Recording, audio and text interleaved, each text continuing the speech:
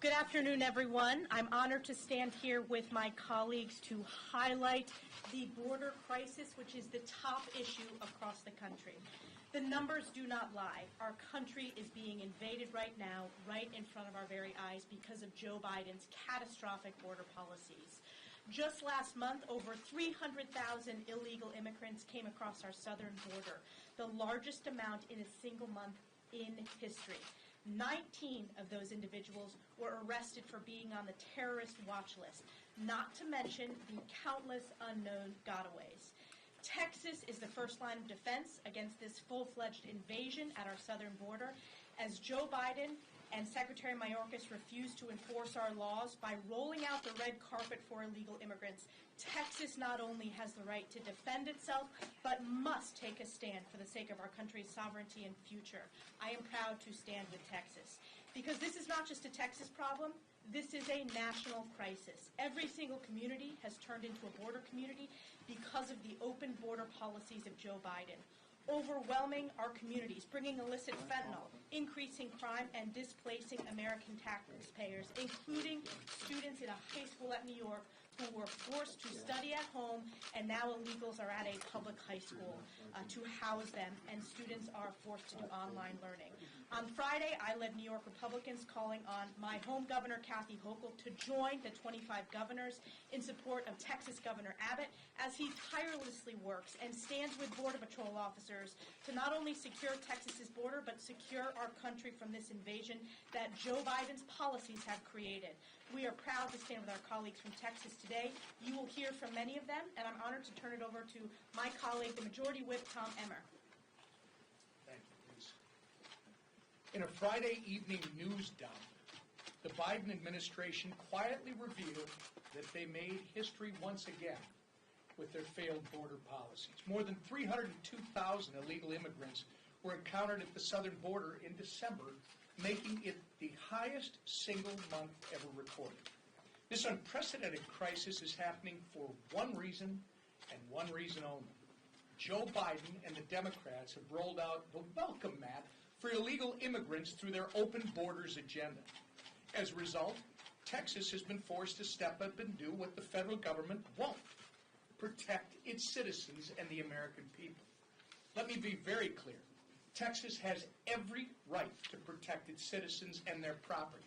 And Joe Biden should be ashamed of himself, not only for turning his back on the American people, but also for actively blocking Governor Abbott from doing his job. He has turned every community, Joe Biden has turned every community into a border community with his failed policies. Look no further than my home state of Minnesota, where, according to media reports, a member of the Al-Shabaab terrorist group was recently arrested after being caught at the southern border and then released back into the country by this administration for nearly a year ago. Let that sink in. As a known member of a terrorist organization, roamed freely from our southern border to our northern border for nearly an entire year because the Biden administration would not do its job. The consequences of Biden's border crisis have been catastrophic, and they are impacting every single American. House Republicans won't let it stand. That's why 9 months ago we passed H.R. 2, the strongest border security bill in decades. What has been the Biden White House and the Schumer Senate's response? To deny the crisis even exists and to brazenly lie about the president's role in creating the crisis. Joe Biden has the power to address this unprecedented crisis tomorrow by reversing the 64 executive actions he took to effectively open our southern border. And Chuck Schumer has the power to stand up to the White House by saying 0 is the acceptable number of illegal immigrants Congress will tolerate coming across our border. But they won't, because they don't care. Enough is enough. Our House Republican majority will stand with Texas as they do the job Joe Biden refuses to do. We will continue to stand against the failed policies that created this crisis in the first place, and we will only accept legislative solutions that actually secure our borders once and for all. With that, one of the leaders in our conference on this, I'm turning it over to Chip Roy from Texas. Well, thanks, Elise. Thanks, Tom. And thanks to all these colleagues and friends for standing here and standing with Texas, many of whom here are Texans. Thomas Jefferson said self-preservation is paramount to all law. I don't know if I can talk about Thomas Jefferson now, unless his statue gets somehow removed from the Capitol suddenly. But the fact of the matter is, that's the basis for why we even have a government and why we have a constitution in the first place, is to ensure that we can take care of ourselves, to ensure that we're secure. Our borders are wide open, and unless you debate whether there's an invasion, talk to the people of Texas. I was in Brackettville, Texas just last week in Tony's district, where Tony, and the people down there, the ranchers, there were 200 people in the room, and they were saying, where are you? They were looking at us and saying, what are you going to do?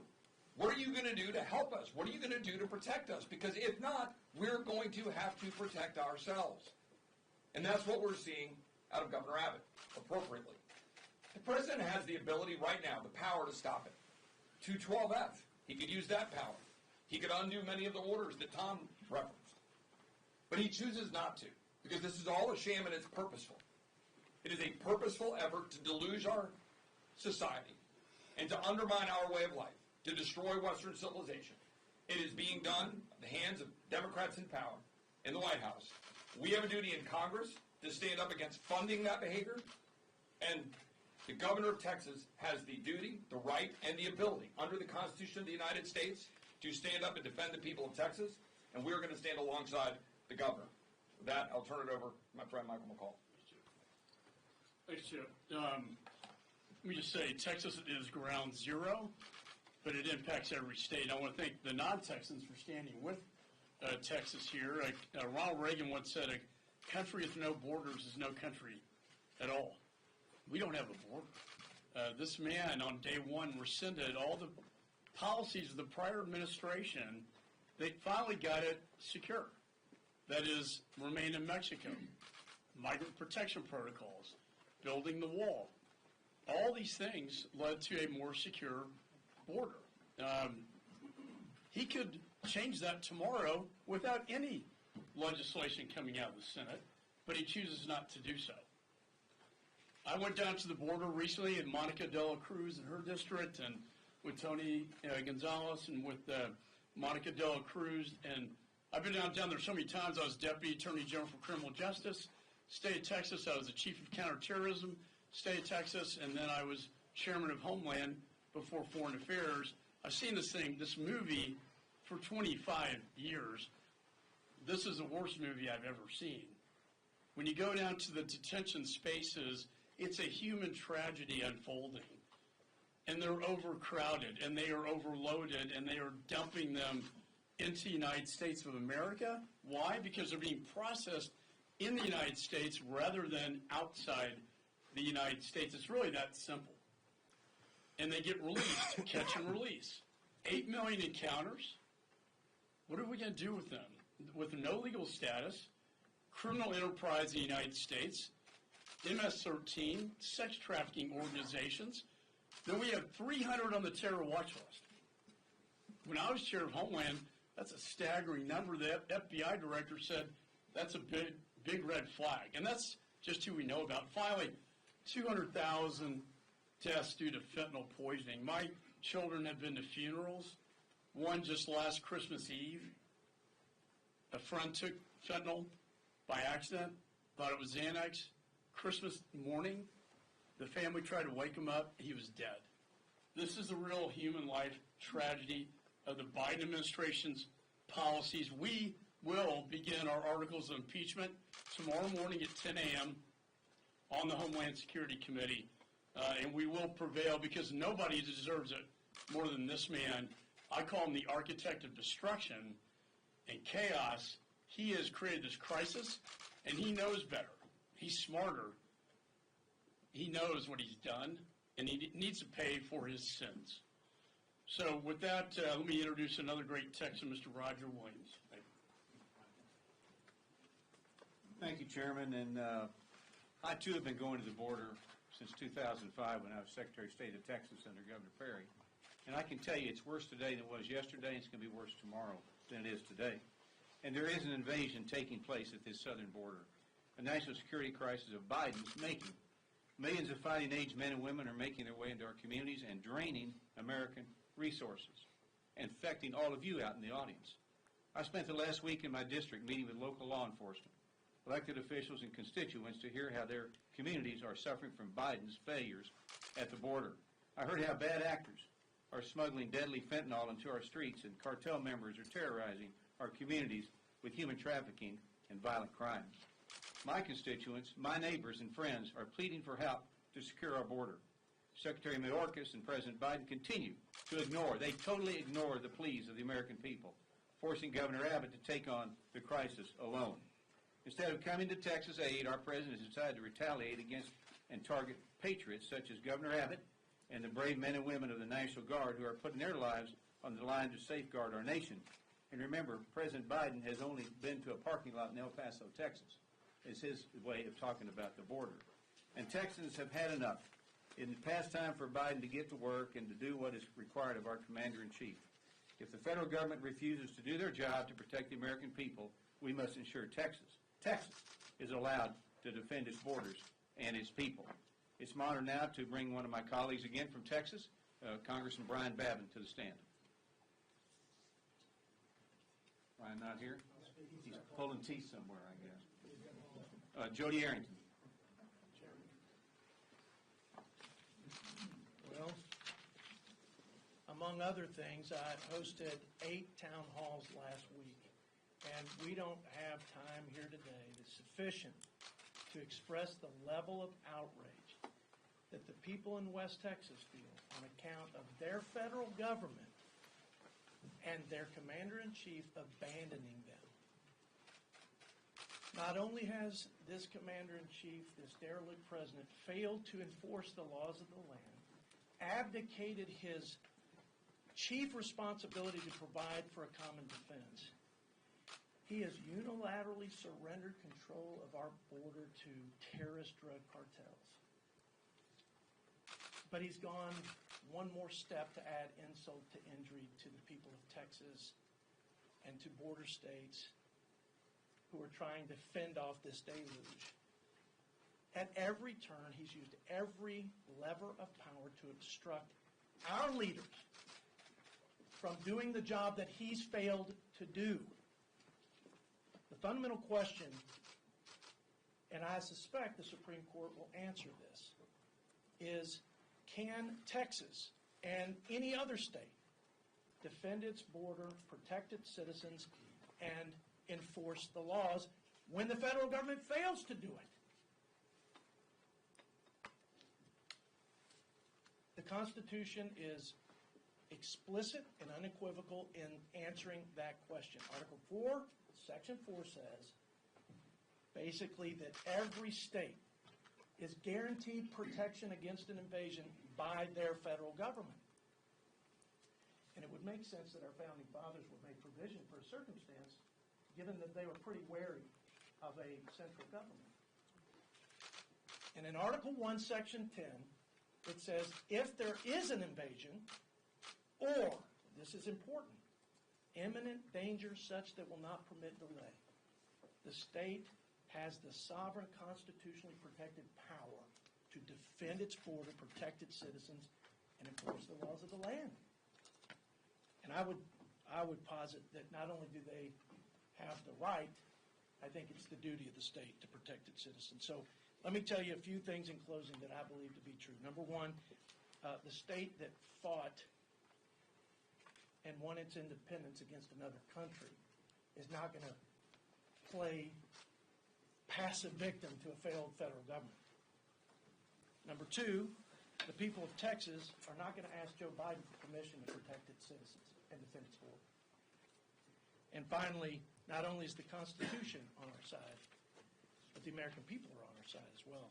With that, I'd like to ask my dear friend, proud Texan Michael Cloud, or Brian Babin, even better, the chair of the Border Caucus in Great Victory. Honored to be here with all of you all. Thank you for coming. As it's a great pleasure, but it's a disturbing pleasure as well. For those who don't know me, my name is Brian Babin, and I represent the 36th District of Texas. And I would like to just say a few words here, if you don't mind. We're here today because this current administration of Joe Biden would rather focus on warped gender ideologies and radical inclusion policies than to act to safeguard our national security and our sovereignty. The very sovereignty that's being threatened daily by a border crisis that seems to be worsening not by the day, but by the minute.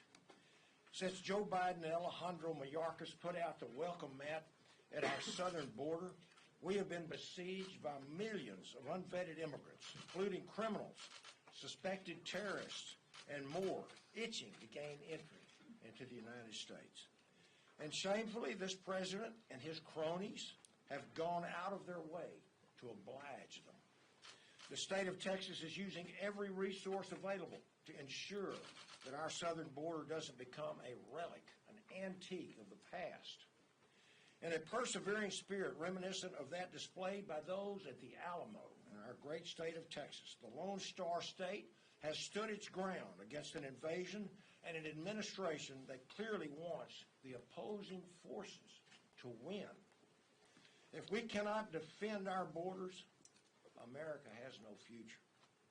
And so I thank God for Texas, which unquestionably has the constitutional right to protect itself.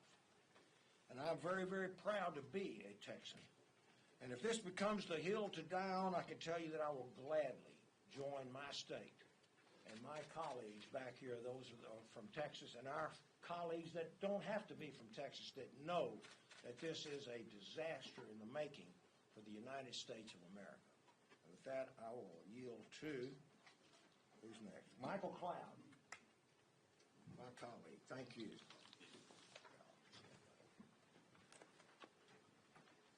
You know, if we were to ask the cartels to design a border security apparatus, it would look pretty much like what we have today. They don't want full-fledged open borders. They want just enough of an illusion of border security that they can continue to charge a premium to the migrants who are coming across our borders. They continue to do devastating things to them and to our communities. Throughout South Texas, as many others, visited throughout our district, you can hear people extremely frustrated. I had a meeting with a number of farmers. I thought we were going to talk about the ag bill, but all they wanted to talk about was the border.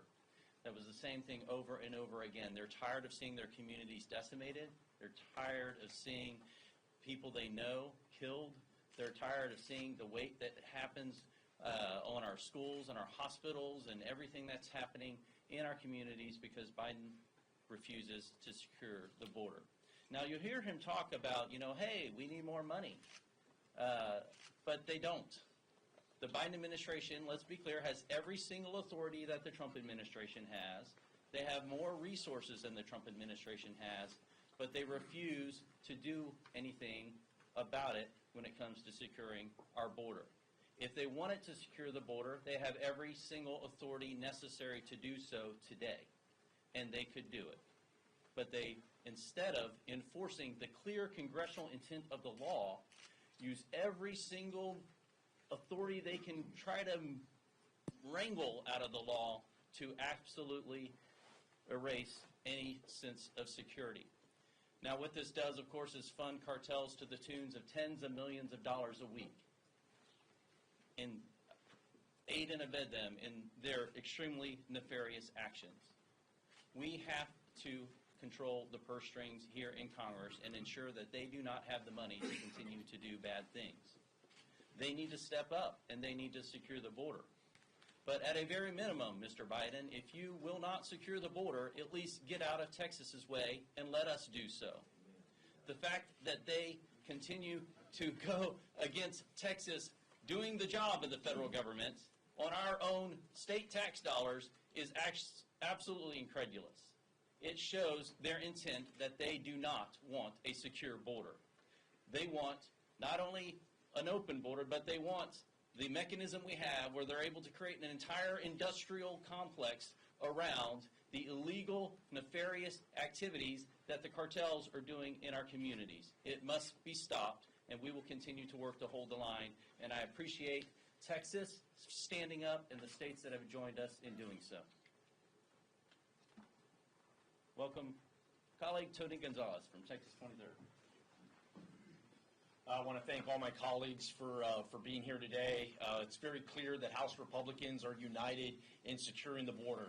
I stand with Governor Abbott. I think you've seen the bulk of governors across the country stand with Governor Abbott, and it should be very clear to President Biden that in order to get this border under control, it's pretty simple. He just has to re-implement the Trump policies that worked. He does this, and the problem goes away. I have 2/3 of the Texas-Mexico border. We see it every day. I think back to my time in the military. I'm going to close with this. My time in the military, the most difficult job I had was being a CACO officer.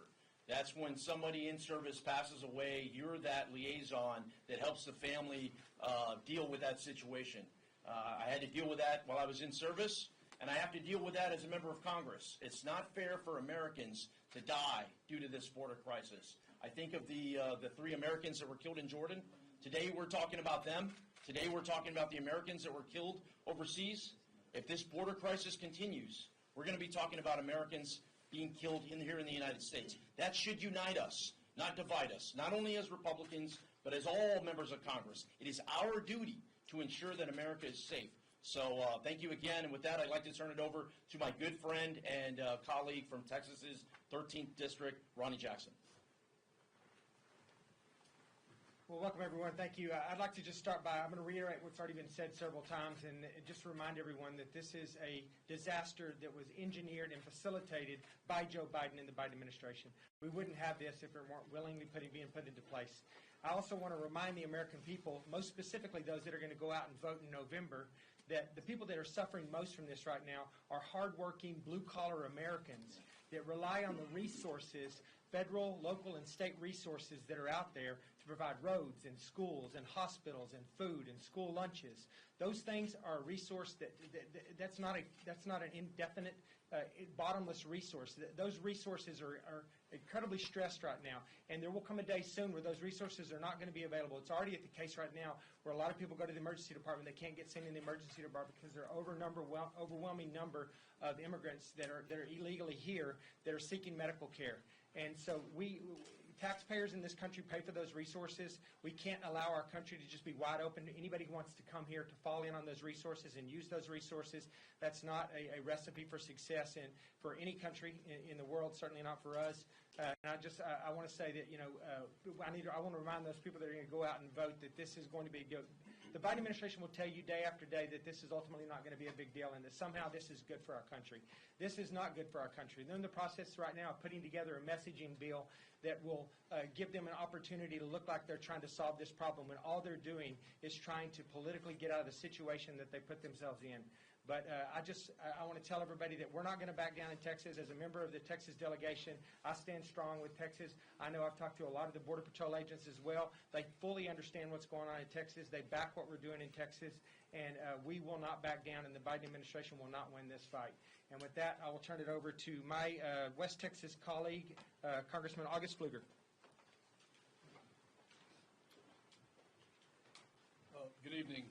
It's the willful and systemic refusal to enforce the laws and the egregious breach of trust that will eventually lead to Secretary Mayorkas's impeachment.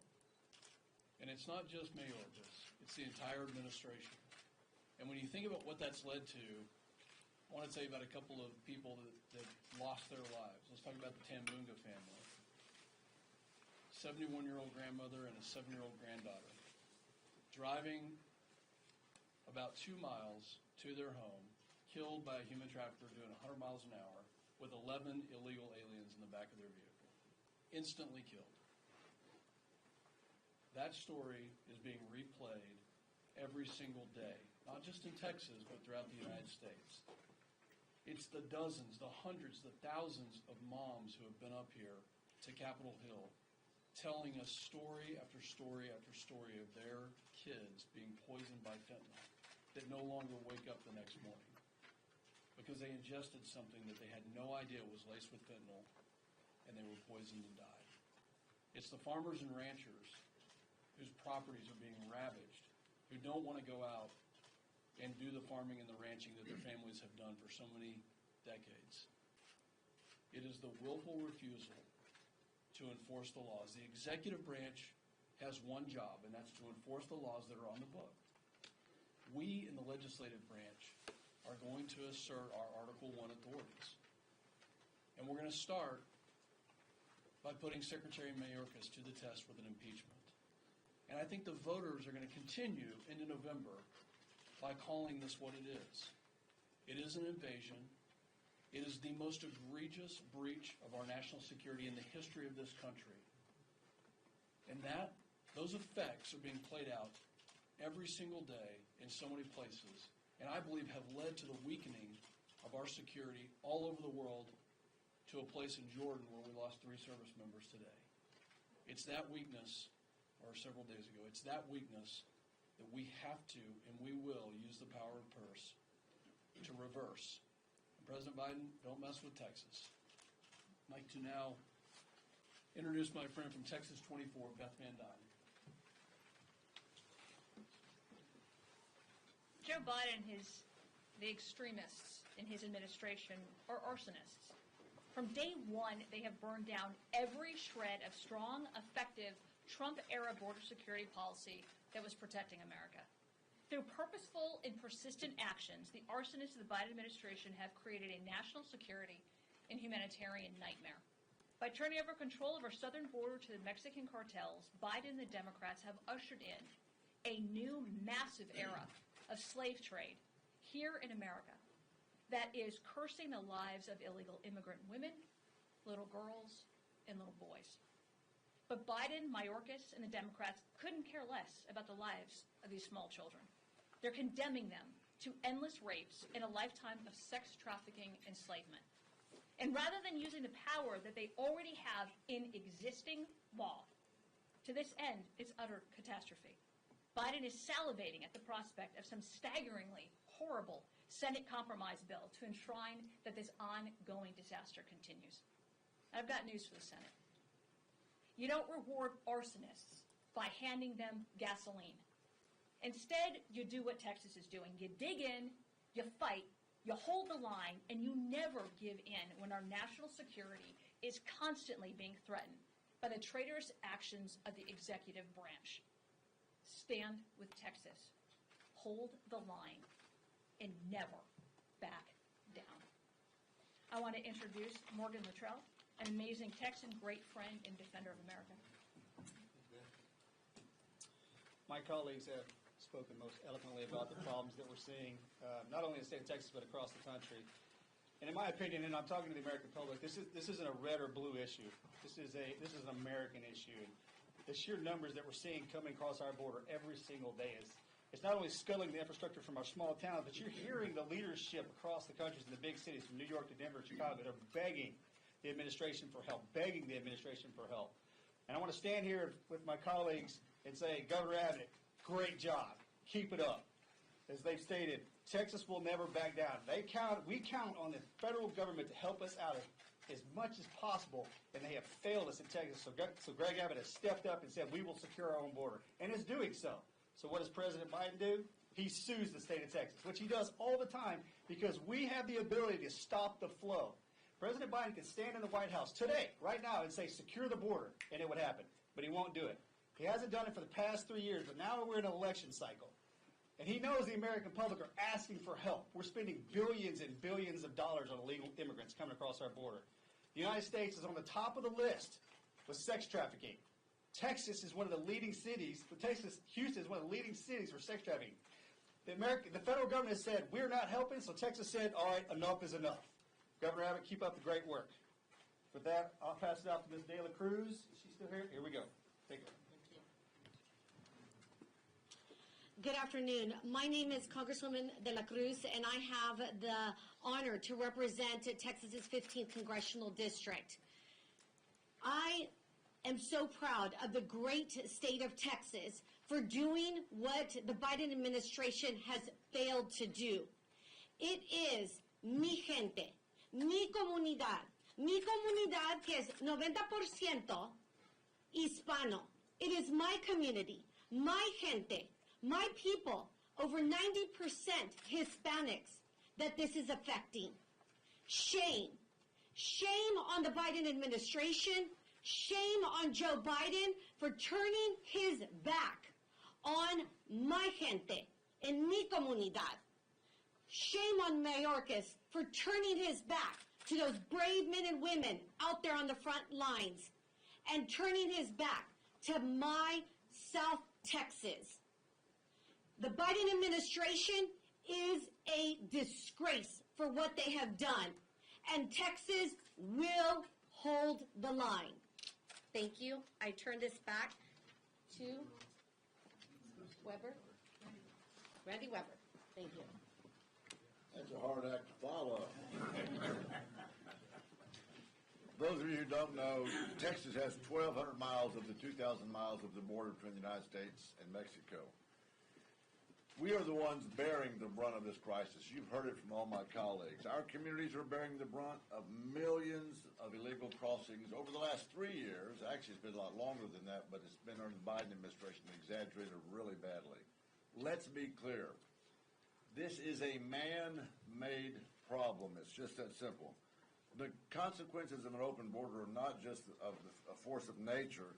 They are the results of decisions made in Washington, and it's time for some accountability and prioritizing Americans and Texans' community and safety. How's that for a novel idea? We cannot ignore the consequences of Biden's choices, and that is precisely what our great Governor Abbott is doing. And folks, I love what Governor Abbott's doing. I think he ought to just he ought to send Biden a letter. When Biden says stand down, he ought to send Biden a letter, as Brenda's grandmother used to say, with 3 words. Well, 4 actually. Go butt a stump. That's what Biden ought to be hearing from Governor Abbott. But Governor Abbott's doing the right thing. He's taking the bull by the horns. He's prioritizing safety. You know, I think I want to go back to some history. We talked about Thomas Jefferson here a while back. Here's the fact. The 13 colonies, then the 13 states were in existence before the federal government. The federal government didn't establish the colonies or the states. The states established the federal government. Sometimes we forget that. I think the Supreme Court got it wrong, 5-4. Maybe we ought to tell them to go butt a stump, but I don't want to do that in national camera. Well, anyway, the 10th Amendment is in place. It says all rights remain to the people that are not enumerated in the Constitution. President Biden, step aside. Get out of the way. Stop your war on Texas for doing the right thing. It's such a very simple job, and yet he refuses to do it. Mr. President, you picked the wrong state to mess with. You picked the wrong governor to mess with, and quite frankly, you picked the wrong state delegation to mess with. Pick up the phone, instruct your appointees to secure the border, Mr. President. And it's been said here, enough's enough. Don't mess with Texas. And with that, I will yield to my good friend Nathaniel Moran. Thank you, Mr. Weber. It's a pleasure to be here with you today, and thanks to all my colleagues for their eloquent discussion of this issue today.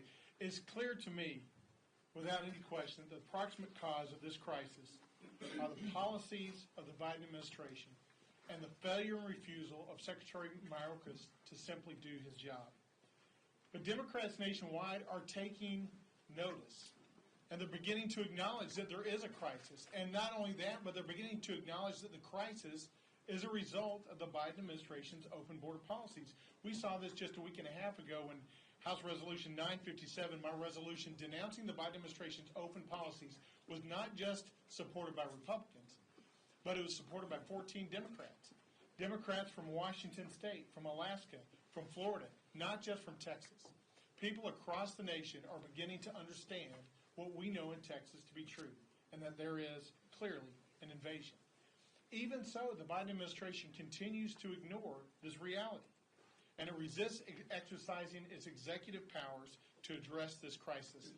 Instead, its executive energy is spent and focused on fighting Texas in its effort to secure the border and deflecting and defending its atrocious record and claiming money is the cause of all this. That's all I hear from the Biden administration is, well, we need more money. We need more money. We're spending money at an all-time high for border security, yet what we are seeing is an all-time high of encounters. And there's only one reason for that, and it started January 20th of 2021, and that's the open border policies. Speaker Mike Johnson has laid out 64 specific actions that President Biden took, executive actions, that he could undo. And every one of those actions since January 20th, 2021 undermined the border security of this nation. This is not an immigration processing issue. This is a border security, a national sovereignty, and a national security issue. It must be solved, and it can be solved immediately. Congressional action is important, but its necessity would be less critical if the president would simply step up and do his job. If Secretary Mayorkas would step up and enforce the laws that are already on the books. Congressional action is not a substitute for that executive action. And it cannot be an excuse for the administration to simply say, we're going to wait and see if there's a deal.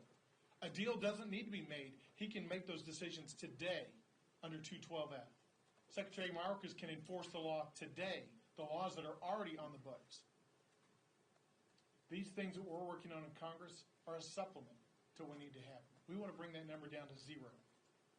It's imperative that we continue calling out the Biden administration for its failure to follow the law and its failure to enforce the laws and to turn its back on the American people. We need to hold Secretary Mayorkas accountable this week and in the months to come. And we need to pass the key provisions of H.R. 2. There's no question about it. The safety and security and the sovereignty of our nation is at stake and on the line. With that, we are grateful. We stand with Governor Abbott. We stand to hold the line, and we are grateful for all those across the nation who would do the same. This is indeed the crisis of our time. Thank you for being here today. I've been asked to moderate the questions, but I want the whole delegation and non-Texans to participate. Yes, ma'am. What do you say to Dems who argue that House Republicans have no evidence that Mayorkas actually committed a crime, high crimes and misdemeanor worthy of impeachment? And what do you hope to get out of the hearing? Well, I'd say a failure to enforce the laws of the nation. But if you look at the Founding Fathers, it didn't have to violate a criminal statute. In fact, at the Constitutional Convention, they didn't have a lot of federal laws on the books. And what it boils down to is what, under British common law, was a breach of the public trust. Basically something that is so injurious to the state that it called for an impeachment. So I think his dereliction of duty, his failure to uphold the laws of the nation, and his failure to the public and violating his own oath of office to protect the nation from all enemies, both foreign and domestic, has been violated to the extent. You talk about injury to a state. Texas has never seen so much injury as we do today. So I think it's high time. I think this man is, again, the architect of this, and he has what's coming to him. I don't know if anybody else. Sure. How do you feel about Senator James Lankford citing an election year as one of the reasons why Republicans are starting to back away from the deal he's negotiating in the Senate?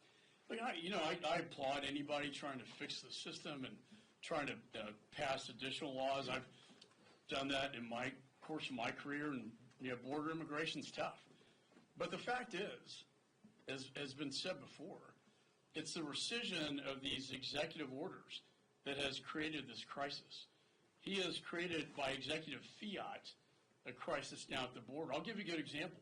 Do you know the Remain in Mexico law is a 30-year-old statute that the Trump administration found and decided, hey, this may actually work. And you know what it did? It didn't require legislative action. There are plenty of laws under the INA that pertain to this, and if he could just reverse those policies back to the prior administration, and that is end catch and release, remain in Mexico, build the wall, we'd come a long ways without any more congressional action. If the Senate passes something with significant policy changes, I think we'll take a look at that.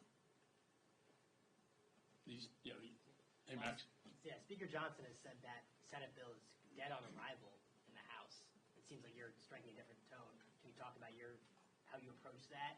You think you might consider this on leadership, maybe? Well, I think, he has a little bit of a preview that, say, a lot of us don't. But I don't think he's going to put anything on the floor that compromises what we stand for and makes the situation worse. So we don't know exactly what's going to come out of the Senate. We do know that these over 60 executive actions, if reversed, could change everything down there. And it would change it overnight without one legislative action. I wish they would deal with, political asylum, right? But the president can change that overnight if he wants to. Sorry, guys, last question. Thank you. Just last hour, the Democrats were in here, and Congressman Goldman said if the Republicans are going to open the door to impeach a secretary because they don't like how that secretary is doing his job, what happens if there's another child separation policy? And he says this sets a precedent to impeach for policy disagreements. Does it set that precedent? It's not a policy disagreement. It's a man who is responsible, in my judgment, for aiding and abetting a criminal enterprise in the United States. I mean, something that has allowed 8 million people to try to enter this country. It's allowed 300 people on the terror watch list. We don't know how many more got in. The FBI, Director Ray, 19 hijackers took down the World Trade Center. For God's sakes, how many more have gotten in under this man's reckless policies? And finally, the fentanyl deaths to me, that's enough. When I look at a parent in the eye whose son or daughter didn't wake up the next day, they deserve better.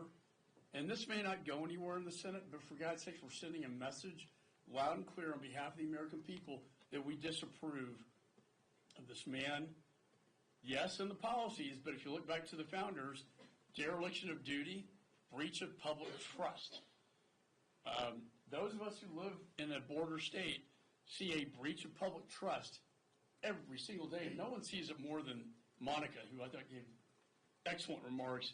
We see that breach of public trust on our border every single day, and it's time that we stand up and make a bold statement. To the first cabinet member impeached since the Ulysses S. Grant administration. Thanks, and that guys. should send a bold message. Thank you. Thank you.